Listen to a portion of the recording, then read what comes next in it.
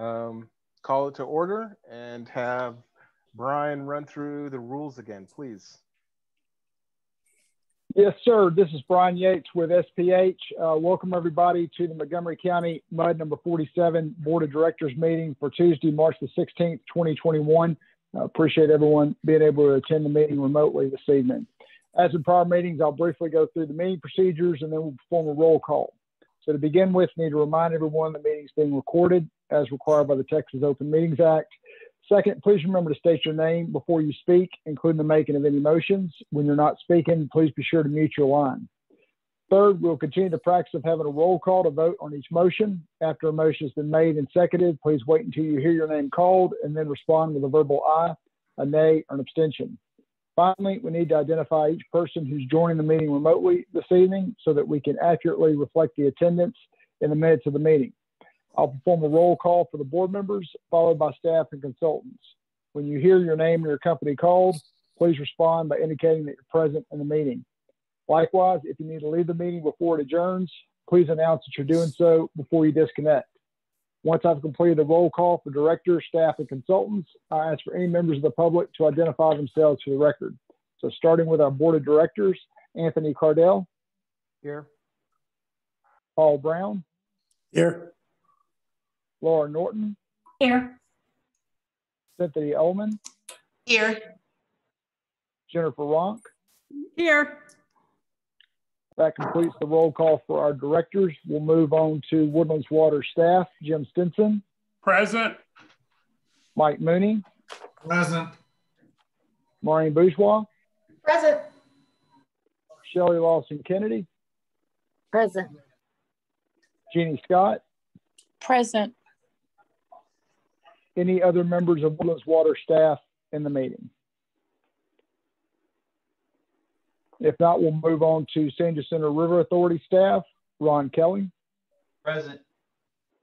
Chris Meeks. Present. Matt Corley. Present. Aaron Schindelwolf. Any other members of the River Authority present in the meeting? If not, we'll move on to MUD 47 consultants. Do we have any MUD 47 consultants in the meeting?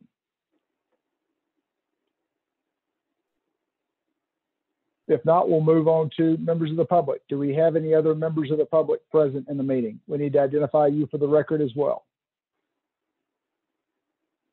This is Mark Unlin. This is Arthur Breedehoff, resident of MUD 47.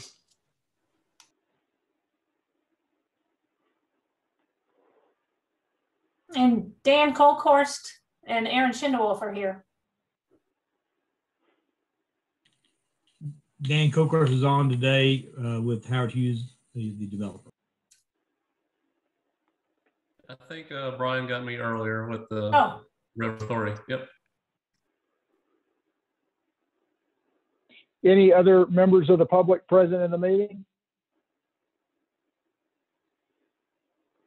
Maureen, does that cover everyone who is logged into the meeting? That's everybody. All right, that will complete the roll call. Anthony, I'll hand it back over to you to begin the agenda. Thank you. Thank you very much, Brian. So, number 2 item, receive comments from the public. This is Mark Unlin. Can you hear me? Yes, we hear you, Mark. Go ahead. Okay, thank you, Anthony.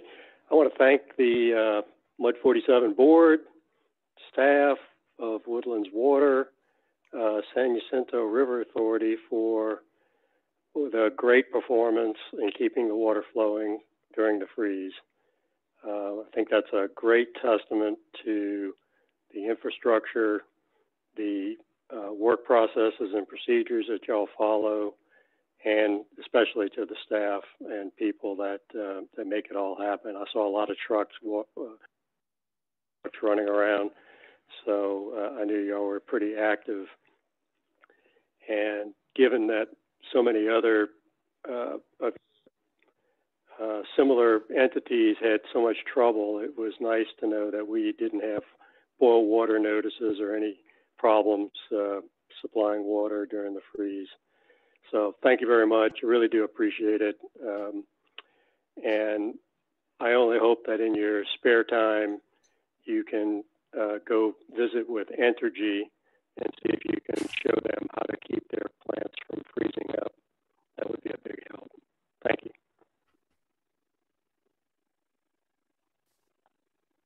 Thank you, Mark. And are there any other comments? Mr. President, Arthur Bredehoff, if I may, thank you for the time.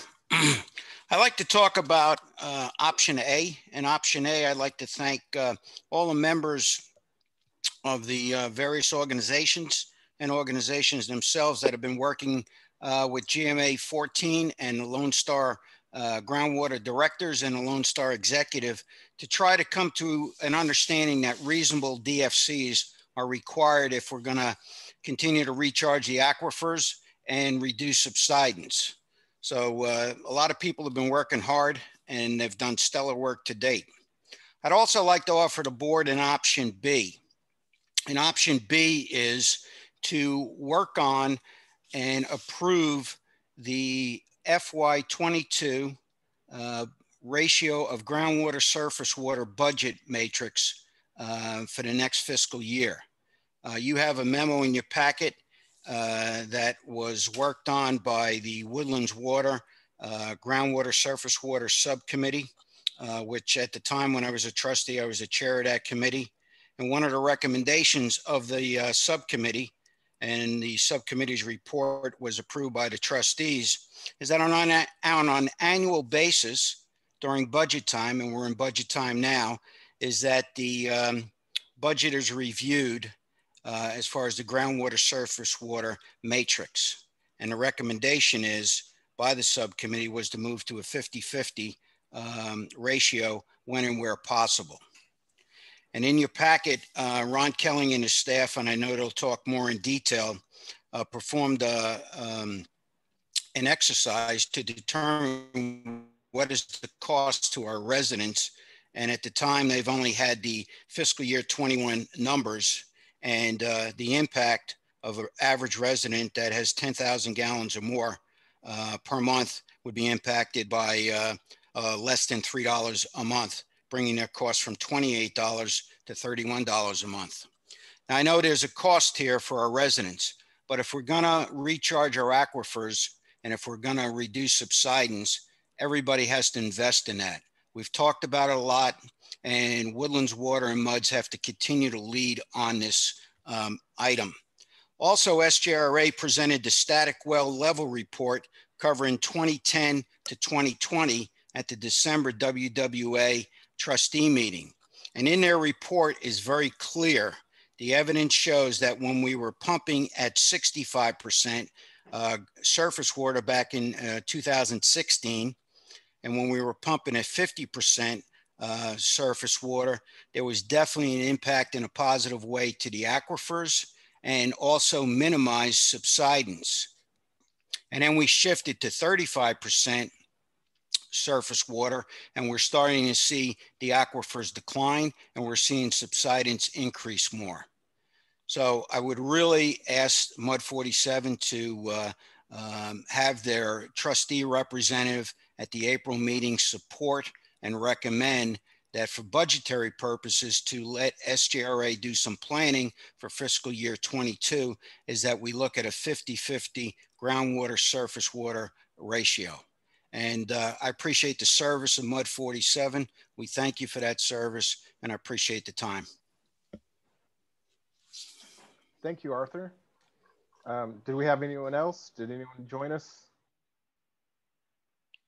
Okay, hearing no reply. We'll move to item 3, consider an act on requests for amendments to or relief from the specific charges imposed by the district. Hi, this is Jeannie, and I don't have any, Anthony. Okay. And this is Mike. I have none. Great. Thank you, Mike. We'll move on to the consent agenda. Did anyone have an item that they wanted to move out of the consent agenda? I'll make a motion then that we pass the consent agenda. Okay. I'll second it. This is Jennifer. Okay, so we have a movement in a second. So I guess we'll do the roll call of the vote. So Paul? I agree. Okay. Laura? I agree. Jennifer? Right. And Cynthia? I agree. Okay.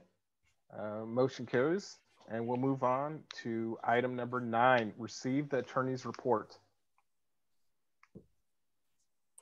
This is Brian. I'm going to have to talk a little bit today. I got 4 items to cover with y'all. The first is, as I'm sure all of you know, the governor did lift the mask restrictions and the business restrictions that were put in place last summer, effective as of March 10th, which was last Wednesday.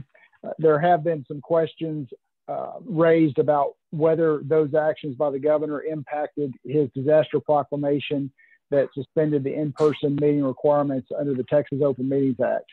We have been in contact with the governor's office and confirmed that the actions by the governor last week did not impact in any way his disaster proclamation that suspended those in-person meeting requirements. So we do remain in a remote meeting environment for the time being. When that changes from a legal perspective, we'll of course let you know. And Jim will also be reporting under his GM report about some of the logistical challenges and goals associated with trying to meet again in person in the coming months. So that's the first item. Second item, you should have received an email yesterday from Shelley that had a clean and redline version of the construction 10 or con 10 policy for developer projects for district infrastructure that will be purchased in the future, either with bond proceeds or operating funds of the district.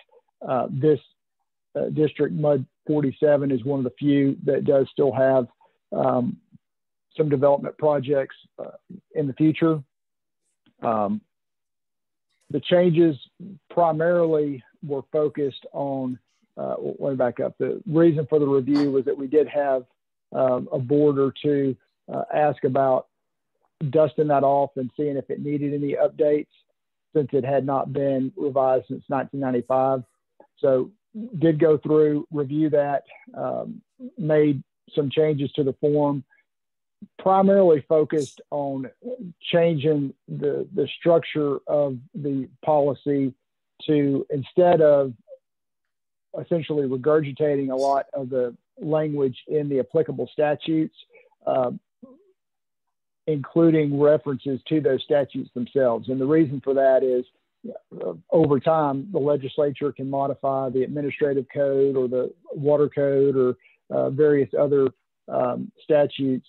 And by having references to the statutes themselves, it allows for the policy to automatically update when the legislature modifies those statutes, instead of, if you have the specific statutory language in the policy and that statutory language changes, your policy is outdated and has to be modified each time there's a statutory change. So that was the primary thrust of the cleanup. Also did modify the term period for the policy. Frankly, I don't know where the 5-year period in the old policy came from. It could have been a relic of the pace of development in the Woodlands in years past, that it was reasonable for in the Woodlands to have a project be approved, constructed, and bonds issued within a 5-year period. But that's not typical in the normal development world. I don't think it's typical necessarily in the Woodlands these days either. All of our reimbursement agreements with developers for other MUDs for 200+ districts are 15-year periods, and they're renewable after that if the project's not completed. So I did update that term to be consistent with our other district client reimbursement agreements. And that's really it from the construction Con 10 policy. It's not an action item for the board today. It's just for discussion and to answer any questions. Do anticipate having an item on next month's agenda for each of the Woodlands MUDs to consider approval of that updated policy. Since it is a uniform policy, all the districts need to approve the change, even if they don't anticipate having any additional developer-led construction projects in the district. So I'll stop there before moving on to the other two items and see if the board has any questions on the content policy at this point. I'll have to admit I didn't have a chance to read it, so I'll have questions next month, I guess. Okay. Anyone else? And Anthony, if you get a chance to read it over the next week or so, and you have questions, excuse me, please just reach out and let's talk through it, see if we can get those resolved before the meeting. Will do. Thank you. Thanks. Yeah, this is Brian, and also wanted to mention that the letter agreement between the developer and the district, that form of letter, I didn't modify at all. It's still that simple one pager. If there's particular items that are unique for a project that aren't standard, we would address those on a case by case basis in that letter. Some districts, for instance, have not had remaining bonding authority to fund projects, and so they've agreed to pay for developer financed infrastructure with operating funds on certain intervals. 47 actually may have done that on a project or two in the past as well. But that's something that we would address on a case by case basis in the letter, but you're not going to see form language for those types of scenarios in the basic policy formal letter. That's all I have on the content policy at this point. If there's no other questions on that at this time, I'll go ahead and move on to the other items. Third item, Anthony had asked about the ability to use electronic signatures for district business, since we have been in the remote meeting environment for a while, and sometimes there are some challenges with the logistics of getting the president or the secretary or whoever may need to sign a document to be able to go and sign the necessary documents. Have not had districts in the past use DocuSign, so we did go and do some research on that. A memorandum was circulated earlier today with the results of that research, and it's interesting how the statutes on this work. Frankly, I thought the results were a bit counterintuitive. To me, it would seem like you should be able to have the lowest threshold to be able to use electronic signatures for just administrative resolutions that we have for, like delinquent taxpayer penalties, or resolutions on your granting exemptions and things of that nature. You would think would have the lowest threshold to be able to use electronic signatures. And then the thresholds would get higher as you go to transacting business with other parties, such as checks, payments to banks, and things like that. But actually, the way the statutes are structured is that it's most clear that you have the authority to use electronic signatures on for financial related transactions with banks, as long as both sides agree. And we would think you would need policies in place to do that, which we could of course do. But the law does not provide a clear authority for you to use electronic signatures for what I would call internal business. There's a defined term of a governmental or a state agency that clearly has that authority, but the district is not included, obviously, within the definition of a state agency. it's instead a governmental agency that isn't within that larger definition of a state agency. So long way of saying we don't have the authority to use those for those electronic signatures internally. We even reached out to the Texas State Library and Archives Commission about it, and they weren't able to give us an alternative interpretation. So that's where that lands. We've got recommendations on the last page of that memo, page 4, but a little unusual result as far as what the current law allows. And happy to answer any question on that. I don't know if you had a chance to look at that yet or not, Anthony, but we can visit offline if you have additional questions or ideas about that.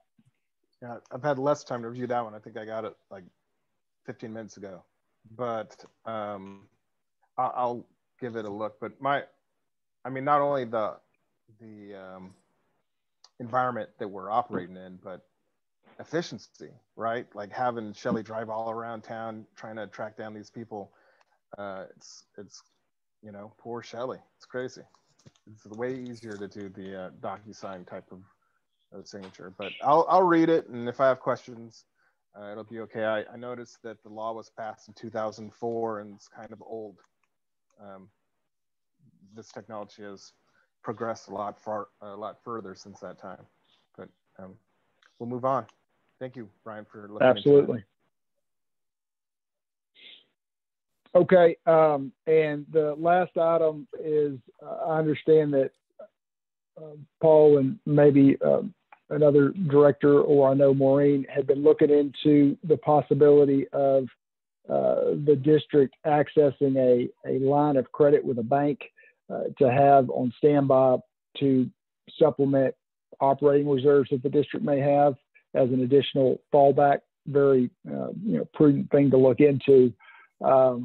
And was asked the question about whether or not there is legal authority for the district to have that line of credit. Was also contacted directly by one of the district's banks asking the question because they didn't have any districts with a line of credit, and I don't have any other ones with one either. And we went through and took a look at the Texas Government Code, and there is a limitation there. We have seen some larger entities with levee improvement districts and some other larger regional water authorities with lines of credit, but there are limitations for your ability to use that line of credit. And one of them is that you have to have a principal amount of at least $100 million in outstanding long-term indebtedness or long-term indebtedness proposed to be issued, or a combination of the two. And 47 only has, which is a larger amount for a MUD, even in the Woodlands, has only authorized $69.5 million. So you're a little over 30 million short to be able to have access to a bank line of credit. So I did send an email on that to Jim and Maureen, and happy to answer any questions on that. But it looks like we haven't met that debt threshold. So, Brian, just for my clarification, you were answering that as it related to MUD 47, right? Correct. That's correct. And we alone are short on the capital requirement. Have we looked at it from the standpoint, which was another conversation we had, of a line of credit to the operating company, right, to Woodlands Water Agency, that's guaranteed by all the MUDs and can be used by all of the MUDs in the Woodlands with their guarantee their guarantee of their wholly owned business, which is Woodlands Water.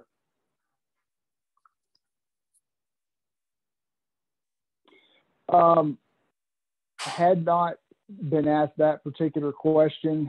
Off the cuff, the statute's fairly clear about an issuer, and an issuer is a political subdivision, not an accumulation of political subdivisions. So that's a very creative approach or argument, but I'm afraid that the way the statute is worded, it speaks in terms of an issuer, and Woodlands Water is nothing more than a intergovernmental agency. It's not its own political subdivision.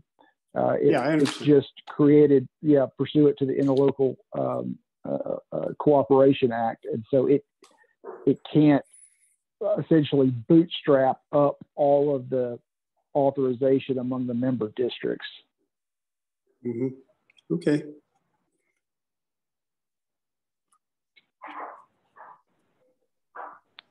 So just so I understand, so if we had, let's say, a $10 million event or a $5 million event here in our jurisdiction, and we didn't have reserves equal to what we needed to pay out, how would that be solutioned?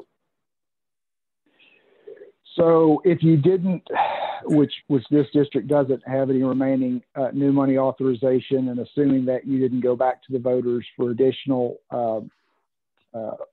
tax bond authorization, you would have to issue revenue bonds.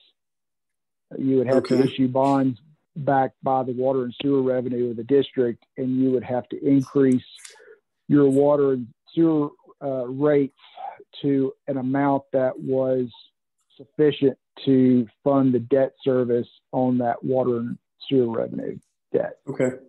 Brian, wouldn't tax notes be an option? I mean, not this is Brian. I mean, a tax note is just a short term, basically bridge financing until you get your next slug of tax revenue. So if the dollar amount that you needed for the project was small enough that you thought you could clear it with your next levy, then that would work. But, a $10 million in Paul's hypothetical, I don't think you would get nearly enough maintenance tax revenue to be able to pay that note off. But the tax anticipation note is intended to be essentially short-term bridge financing until you get your next slug of maintenance tax revenue. Right. So I've seen up to 5 years on the tax notes, but that is an option, but it's a reactive option, right?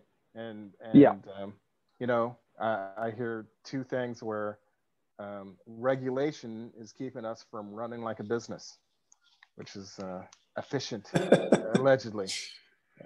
Yeah, well, I mean, the problem is, what if it's 4 million and we don't have the reserves to cover it? I mean, well, we'll have to do that. That's the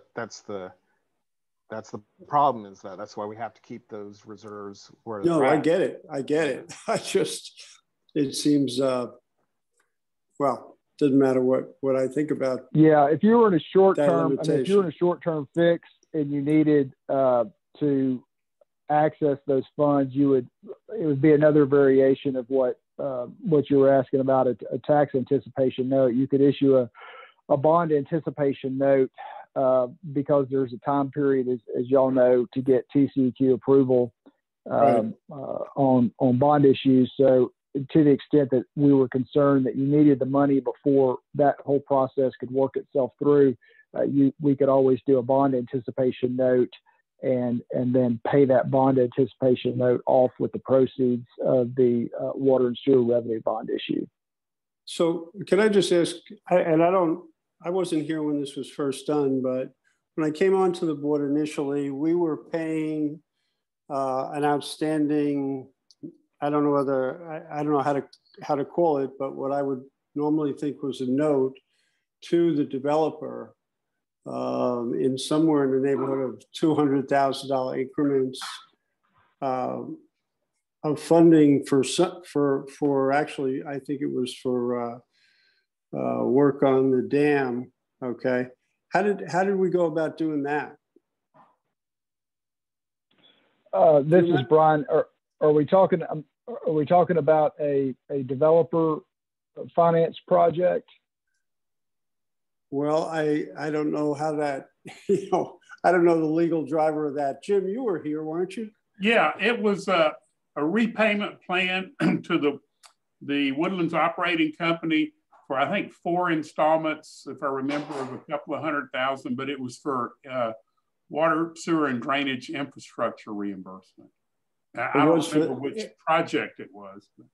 Yeah, okay. I think that's what I was referring to in the content discussion, that sometimes a district doesn't have the ability or whatever the circumstances are to go and issue the debt, or it's not cost effective because the number's too low to go to a bond issue. If it's less than $1 million, then you can have an arrangement where you pay for that infrastructure out of operating proceeds over a few years, and whatever the deal is, you strike with the development company. I understand that. Yeah. I had just come on the board. I remember the event had preceded me coming on the board, but I do remember the repayments. I just didn't know what it was for exactly. Thank you. Yep, no problem. This is Brian. That's all I've got under the attorney's report. And actually, Brian, what I was trying to do was prove that I actually do have a memory still at my age. But you're absolutely correct on that one. All right, what else we got here? Thank you, Paul. And, okay. Thank you, Brian, for the report. We'll move on to item number 10, consider an act on modifying how the maximum sewer volume is calculated for water bills issued from February 2021 to February 2022. Our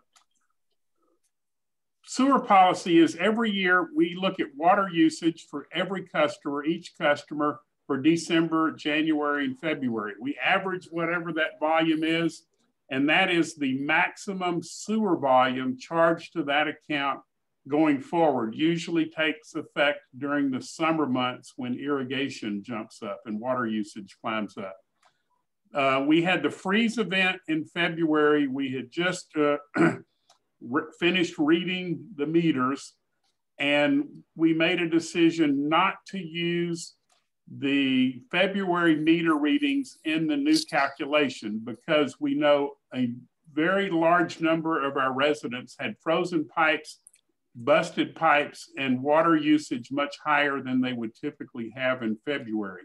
So we thought it was the fair thing to do to go ahead and use last year's maximum sewer volume calculation and run the bills in February of this year. What we are asking is that we can carry that last year's calculation through for this fiscal year and recalculate a maximum sewer volume in February of 2022. We don't think this will have any meaningful impact on the budget. If you recall, we actually send the meter readings to the San Jacinto River Authority. They turn around and bill us what we tell them the meter readings are for water and sewer. Mm-hmm. So it's kind of a minimal, if any, impact on the budget. It's, I think, the fair thing to do for our customers. And we're asking that you allow us to do a one-time adjustment and use this February 2020 sewer volume calculation through this period and recalculate it for February in 2022. And is there a plan? Oh, I was wondering, and what's the plan for communicating that to our residents? Because I'm sure that there are people that'll be concerned. We will communicate it to the residents. We've had a number of residents call, and that's the way we told them we were doing it in February.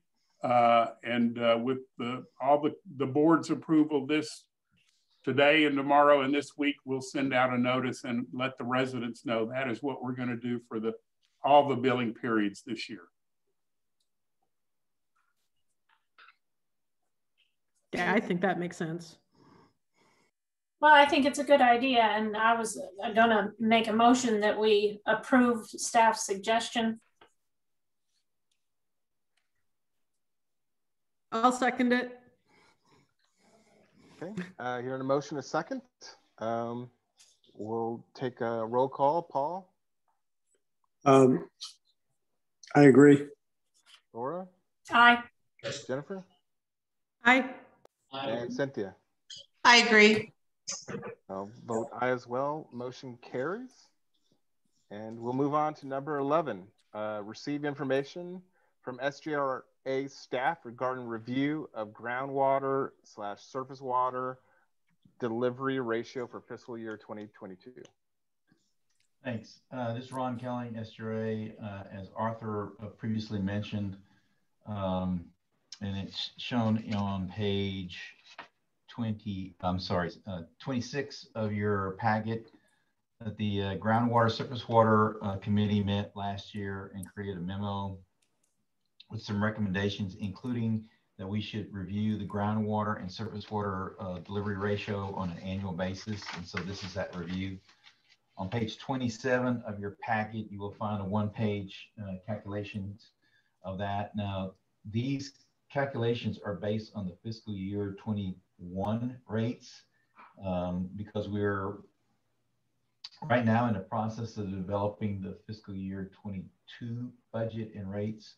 So those aren't available. And it also, if you recall, currently the Woodlands charges their customers a blended fee rate of $2.88, which takes care of the GRP fees.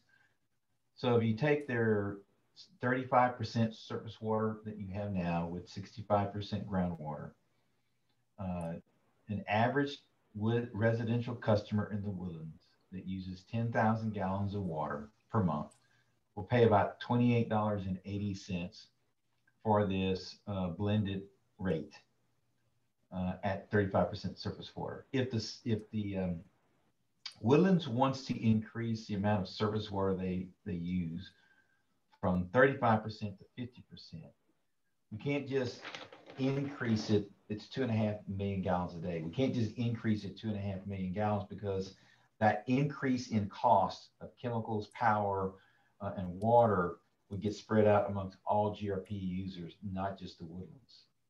So what we've done is we've calculated what that total cost is to produce an extra 2.5 MGD of surface water for the Woodlands, and then have calculated a new blended rate that would be equivalent for. And that ends up being at the bottom of the page for a home of 10,000 gallons per month, $31.10.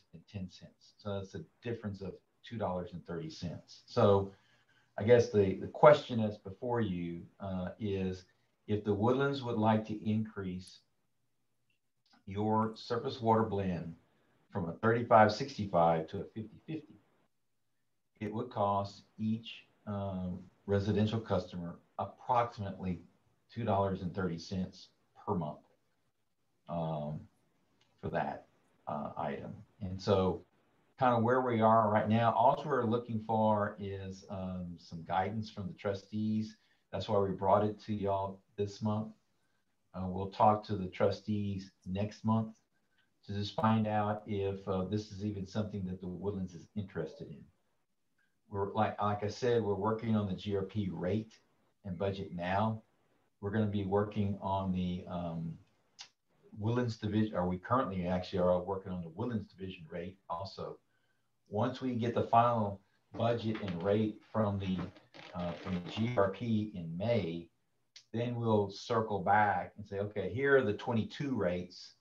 Are you still interested in doing this? And we put it in a plan. So this is not a commitment to do this, either short-term or long-term. Right. This is just a looking for your guidance. And so I'd be happy to answer any questions that you may have. I have a question, Ron.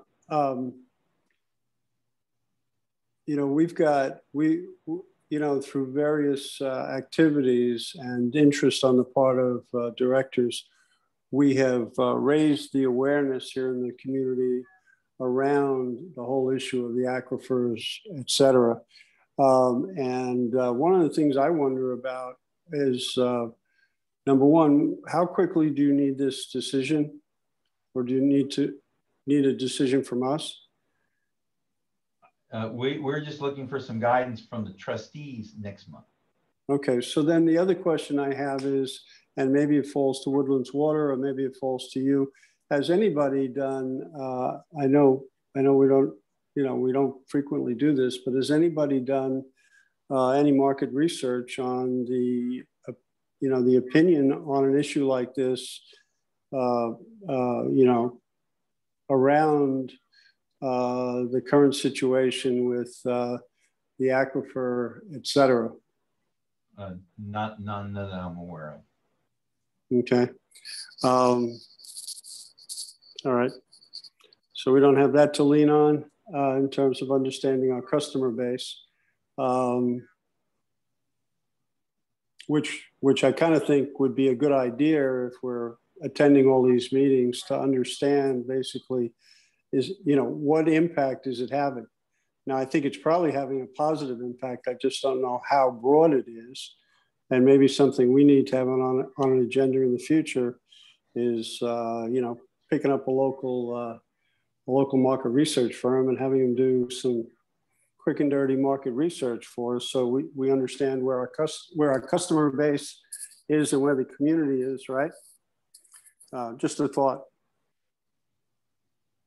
You brought this up, I thought, Ron, at the trustee board meeting, or I can somehow see into the future. I've already heard this before.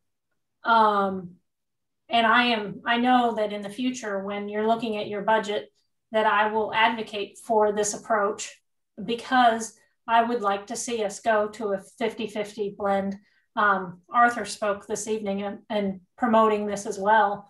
I think it's important, and I think that subsidence is irreversible, and Mark Meinrath has already noticed increased movement at his own home. So for those reasons, I'm, regardless of my constituents' feeling on this, I will vote, I know, to make subsidence not happen where I can, and to reduce fault movement in the Woodlands.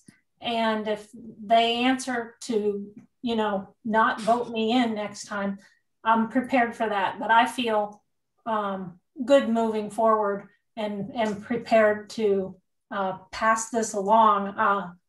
One of the things that is getting worked on right now is the One Water Committee, with Jim Stinson on it and Bruce Reeser from the township, is working on a website in conjunction with HARC, and we'll bring that forward. But it will be about education around water. And I believe that there's a lot of misinformation out there on social media with regard to groundwater pumping. And we need to address that misinformation head on. And so that's a good thing on this front that's happening now. Thank you. And I guess I'll just add, all of you know, my background's in geology. I've seen the difference in water levels between when we have this blend versus when we have a 50-50 blend, and it concerns me. And it's one of the reasons that I ran for the board. And I feel like it's partially my job. If the people that I'm representing don't understand why this is important, then we need to be more proactive about communicating it, because I think it's important if we're going to protect property values. I think it's important that we're going to protect structures. I think that this is something that we need to look at more closely. Well, let me just say that that wasn't my vote was not the purpose of suggesting some insight. I certainly will vote for this when and if it comes up, and I encourage. Well, I don't think I have to encourage our trustee to be vocal about it at the meeting, at the next trustees meeting. But I think you've got a good point, Paul, that we do need to make sure that our residents understand the issue and, you know, why this is important to them. Yeah, I mean, I've had some conversations lately with folks who I know, and quite honestly, you know, it's not necessarily on their radar, right? And so sometimes, you know, you walk in and you're talking to a good friend and you say, well, I thought we talked about this, and it didn't register somehow. Maybe I'm just not talking right, but you know, I think it's a good thing to know where our customers are on some key issues, right? And the community. Yeah, I mean, I see what you mean, Paul. We need to make sure our people understand why we're making the decisions we're making. Mm-hmm. Right.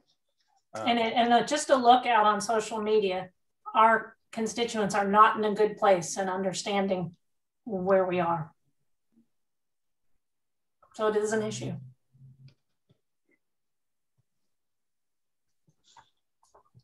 Are we moving on to the next thing? I had something in this session that I wanted to clarify.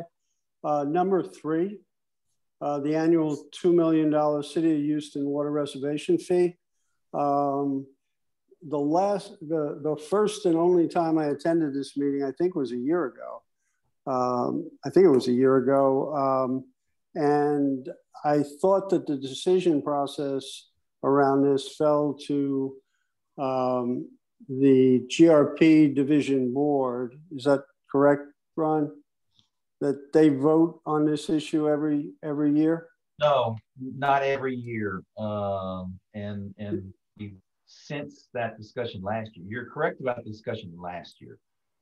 Since okay. that discussion, our attorneys have indicated that the contract that we signed with all 89 or 80 constituents require us to keep the water as part of the contract. Okay, so it's no longer a discussion point in the GRP. Right. Okay, good. That's good. That's good. The last meeting was kind of strange, frankly. But I can always go back and ask because, you know, no offense to the lawyers on board, but are on the call. But you know, if you don't like the answer from the lawyer, just wait another day and ask them the same question again. You'll get a different answer. So. No, I think really what we want to do is make sure that we're protected, right? Because we are the largest. We are the largest user and biggest supporter of GRP. We have no intention of right now. We are going to keep that in the budget for fiscal year 22. Okay, great. Okay. Any other questions or comments? Okay, hearing none, we'll move on to item number 12, receive the general manager's report. Thank you, sir. I'm going to run through some items from the trustee meeting. We had a lengthy discussion regarding the San Jacinto River Authority issuing their RFQ for consultants to look at wastewater consolidation and help develop a path forward for spending several $100,000 on wastewater rehab and repair. That was a vote on that. Well, actually a vote was taken and it was didn't pass. So then we were given, our staff and San Jacinto River Authority staff were given instructions to go and develop, bring back what public engagement, public education, and stakeholder engagement would look like with this effort. We were also instructed to meet with the Woodlands Township, bring them up to speed on this topic and get some feedback from them. We have a meeting set with township directors and upper management. And so we'll talk to them about this and get some feedback from their perspective on what the public engagement should look like. And we'll bring it back to the trustees in April and hope that we can get a vote on this in April. So more to come.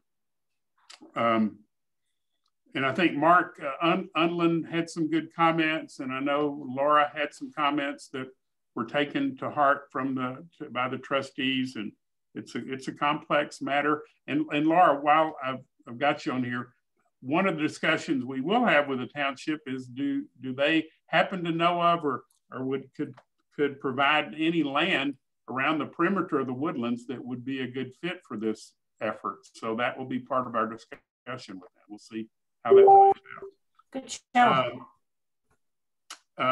San Jacinto River Authority gave an overview of their 10-year project plan.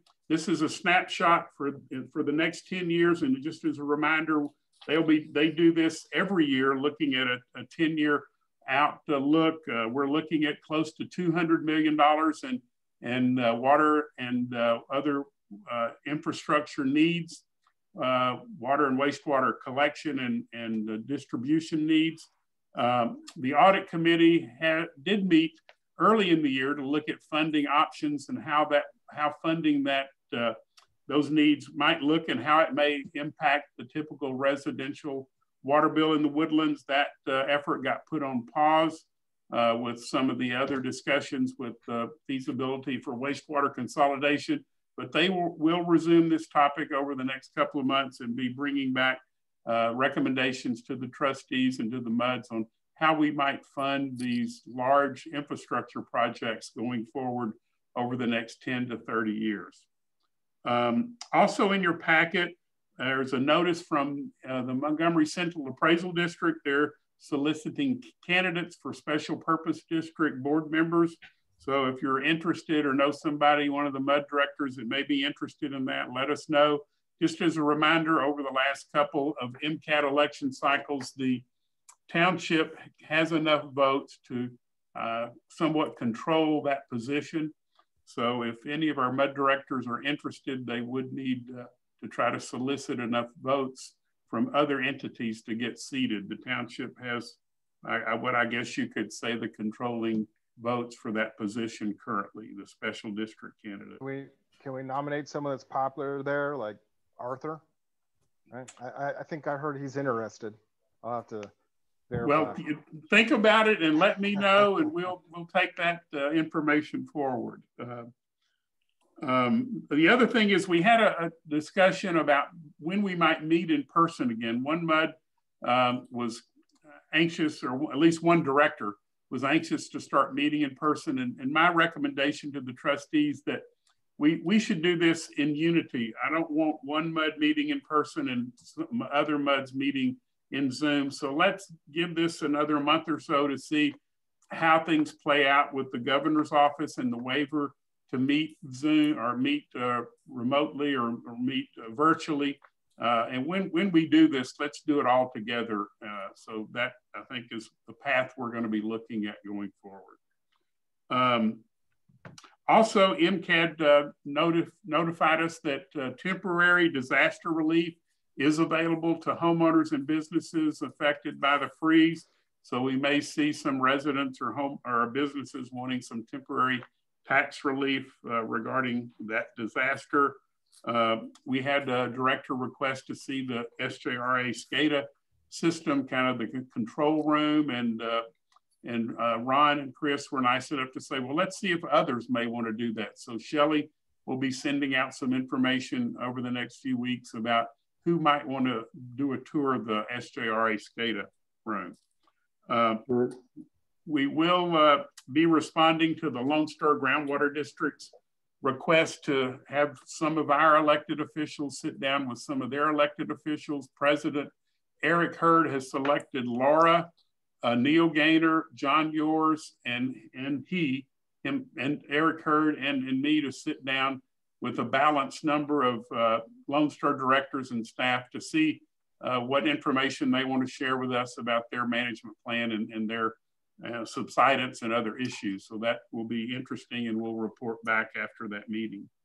I still am working with customers in 2 neighborhoods regarding the AMI pole installations.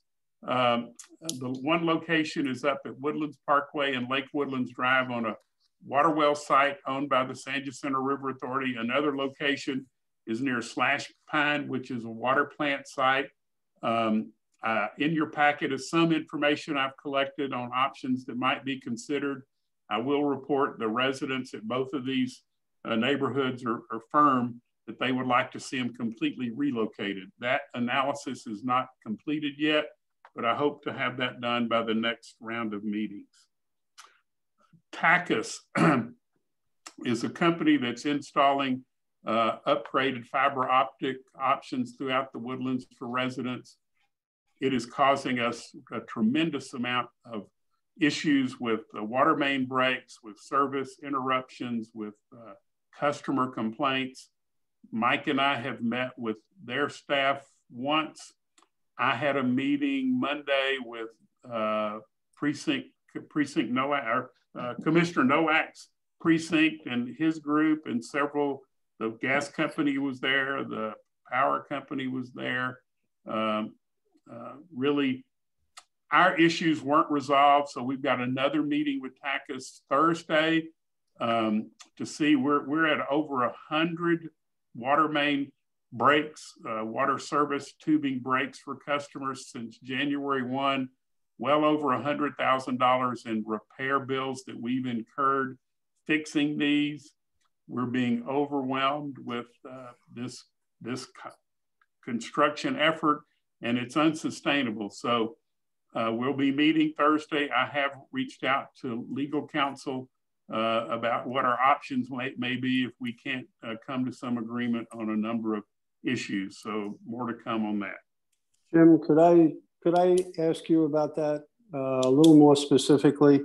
I had a customer, both a customer of ours, and someone I knew in the community called me last week when he started to take a shower and found that he was standing in sewerage. And it was Tachus who went through his pipe, his waste pipe. And, you know, I called and chatted with Mike. We got it cleared up, but had another call this afternoon from a local resident who lived across the street from this guy. And anyway, the long and the short is, you know, in talking to Mike and listening to you, I understand that there's negotiation underway, obviously, or attempts to get some reconcilement of the problems you're running into. But I did hear from you and Mike that these guys are going to move substantial numbers of well above 100. Mike, is it 100 contractors? Yeah, contractors into the community. And I guess what I wonder about is, number one, what actions has Woodlands Water taken to be able to handle the phone calls inside for residents should the occurrence start to rise of these kinds of problems?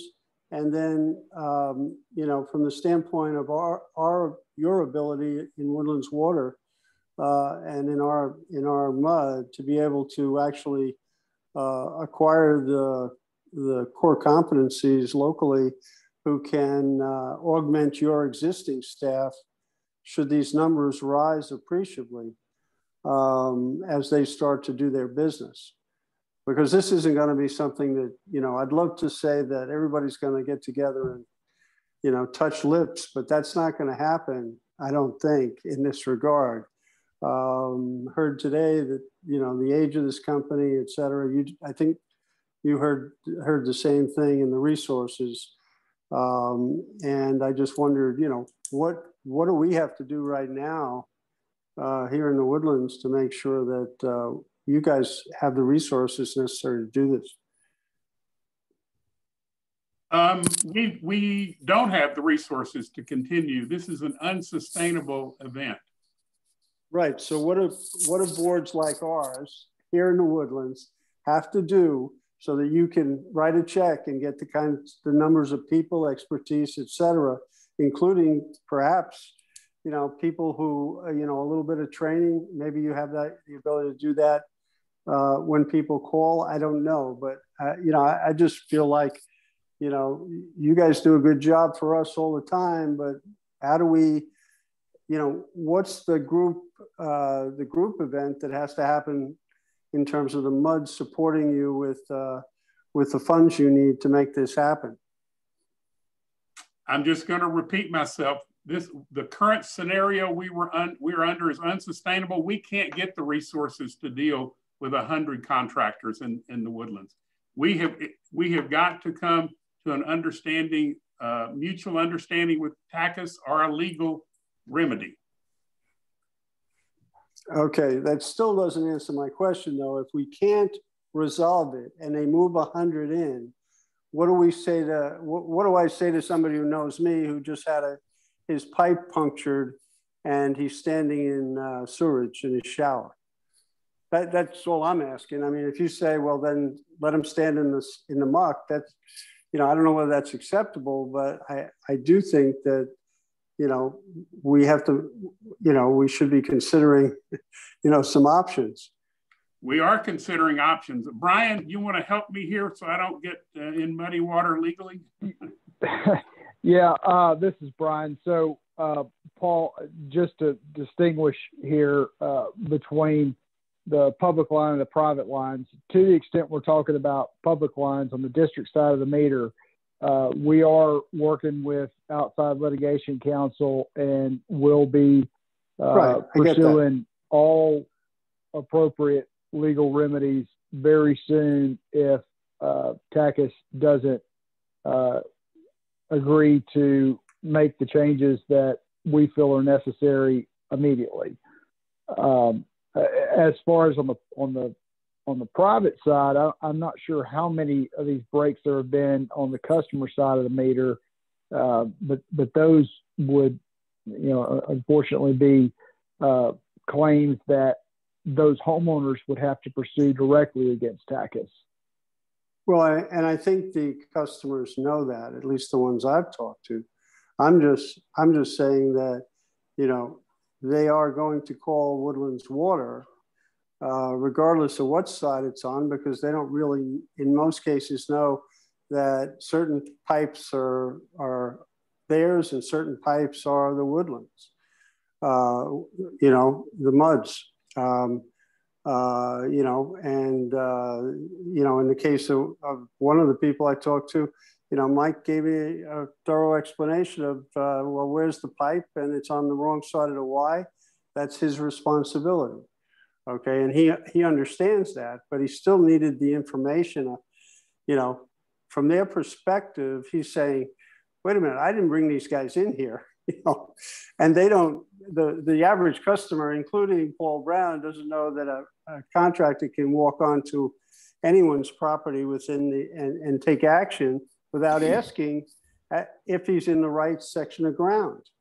And that's all I'm saying. I mean, all the legal mumbo jumbo, I'm sure we have the capability to work through, and we're going to try and work through it. I'm just talking about the customer service side of this thing. And I think from the telephone calls, we can deal with that. That hasn't reached a point that I'm concerned at this point. I think the bigger challenge and battle is their business plan, their construction schedule, and getting that adjusted to where it's something that we and the residents here in the Woodlands can live with. All right. If it gets bad, I'll tell you, I think of that picture of Tiananmen Square, and I got some grassroots ladies together. We might get some signs, and we might stand in front of one of their little diggers, whatever you call those trucks. We'll take care of it. And Jim, so is that primarily what you're asking them to do, is just change their schedule right now, or are there other changes that you guys are asking them to make? Just in case somebody asks me, like, what are we trying to do? I'd like to be able to say more than we're working on it and maybe we'll sue them.